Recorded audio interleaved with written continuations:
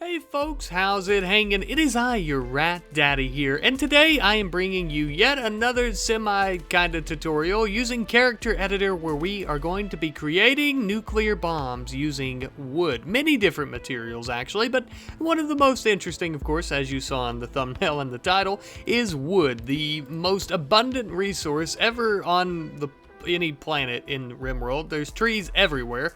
There quite literally. It only counted 200 in this area. But there's a lot of trees, there's a lot of everything.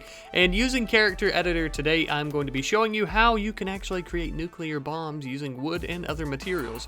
So we're going to pop into character editor. We're going to go to inventory plus. I've already kind of searched up all the nuclear bombs. So this is a small nuclear warhead. You will notice that there are no stuff categories here, meaning that it can't just be made out of like these materials. There are manufacturing costs here, which can also be altered, so you can make it out of several different types of things. Unfortunately, there's no vegetation or anything here, like food and stuff that you can make it out of, except herbal meds and wart, maybe.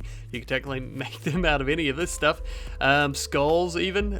But we're going to get rid of the manufacturing costs, so there is none. We're going to change the stuff categories to wood-y. I already have a machining table set up with a solar panel. We're going to add a bill to make a small nuclear warhead. You'll notice it says ingredient 0, but so we're going to use a literal piece of wood to create a nuclear bomb. And there we are, a wooden small nuclear warhead. This is what we're going to be starting off with. We're going to do a few different ones. You'll notice that our character is called Heimer. I originally wanted to do this with berries, but I didn't find a way, unfortunately, in character editor that would allow me to make these out of berries, which sucks, but that's okay. We'll change his name, actually. Let's go ahead and do that. Heimer. Look at that. What? It's like it never happened. I assume this is going to function like a normal nuclear bomb, though I could be wrong. We'll see how it goes. So here we go. Let's see what happens. Let's target these muffalo. So let's go ahead and watch. There we go. And we want to watch it happen. And yes, indeed, it works just like a normal nuclear bomb. So we have that. We can create them out of many other things, of course, like we're looking at. So let's go ahead and make some more nuclear bombs, but these we'll do a large one. Those are some of my favorites. You'll see the manufacturing cost here. You can actually get rid of these, like I mentioned earlier, on the small one.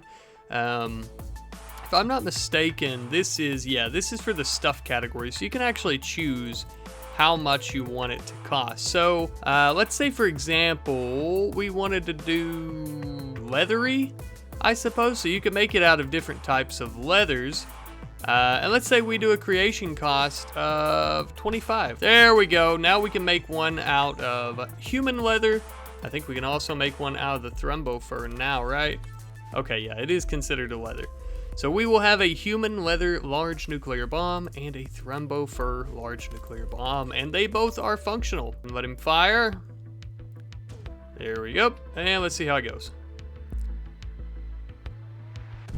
Oh yeah. Oh, we missed the muffalo though, but it worked. A nuclear bomb, which is perfect. So you can basically, if you just want to create some crazy series where you make nuclear bombs, like it's like a, I don't know, you know, they do like the cursed Halo and Call of Duty videos and shit. Maybe you could do something like that, where you just have this random ass nuclear bombs getting made from basically anything. And I know the idea seems a bit silly, and it is a bit silly, but this can be done with anything. So these are the more practical, I would say, kind of things with it. So say, for example, maybe the cataphractic armor here, you know, there's some very specific things that have to go into it, like plasteel and advanced components. Well, maybe instead we want to do something like, I don't know, 3 silver, I guess, or something.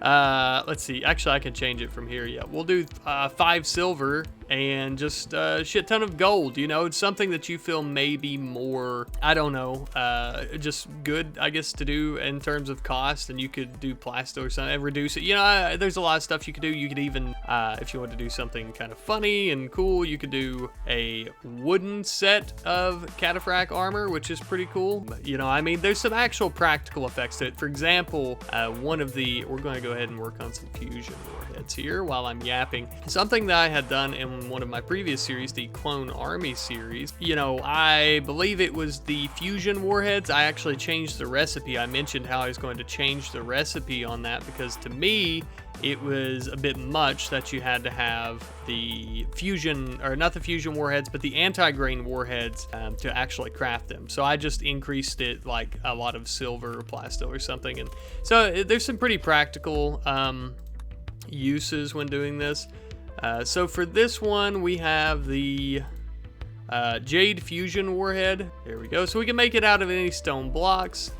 This one is going to be made out of jade, of course, as we mentioned, and we're going to fire it at something. Go to like a like this Imperial settlement. But you can essentially, like I mentioned before, do this for any type of weapons, any modded weapons, because they are, you know, the nuclear bombs are obviously not a vanilla weapon, so you can do it with anything you want. For example, Woody Heimer here, right before we send this nuclear bomb, maybe we should prepare just in case there's any survivors, right? So now we have a dog leather rifle, plasteel cataphract armor, and granite cataphract helmet. So that's going great. Let's go ahead and man the mortar. He's going to go ahead and get ready to fire at this small Imperial base. So we'll go ahead and get that going, and we'll go ahead and start moving him in because we're going to have to try to kill them. Assuming this doesn't just eradicate them. Whoa! Never mind. I don't think we're going to have to worry about it. I think we're good. The fusion warheads are... Oh god, we need to move him away. The fusion warheads are absolutely catastrophic. I don't remember them being that big, but oh, I guess it is. All right, well, there's nothing there anymore. So if you want to be able to make a giant, massive explosion out of a fusion warhead that is that size, out of a tiny piece of wood, you can do it using Character Editor. As I always say, Character Editor basically has no limits. It is just the bomb, man. It is amazing. Look at this. There's nothing left except for the floor, and that's just because it couldn't be destroyed by explosions, except for the wood, which is burning, of course. It's kind of a shame, though, because I want to test out this rifle real quick. I know we're here for the nukes, but maybe we kind of use the rifle here. Oh yeah, so it looks like the rifle works just as normal, of course using Character Editor. As I've shown in a few of my other videos, which you should check out if you haven't already, you can actually change the amount of damage that the rifle does. So we could give it 100 damage, and it's basically going to be a one-shot kill here. Oh, assuming we don't get the shit kicked out of us, which we did, but that's all right. There's a lot of, like I mentioned, practical uses to using Character Editor, and this way you can do some really absurd stuff. Character Editor is amazing. I mean, I used to not play with it as much, and I used to think, I can get the same effect from different ones. It is amazing. It truly is, and I highly, highly recommend. If you do not use Character Editor, if you have not, you should definitely give it a shot because it is the absolute bomb. It is amazing. Anti-grain warheads, you could do the same thing here, you know, that kind of thing. But I think I've showcased how you can do it and whatnot pretty well. Thank you guys ever so much for watching. I hope that you found this semi-tutorial quite useful. I hope you've had some fun with me today. I love you so much. I'll see you in the next one. Goodbye.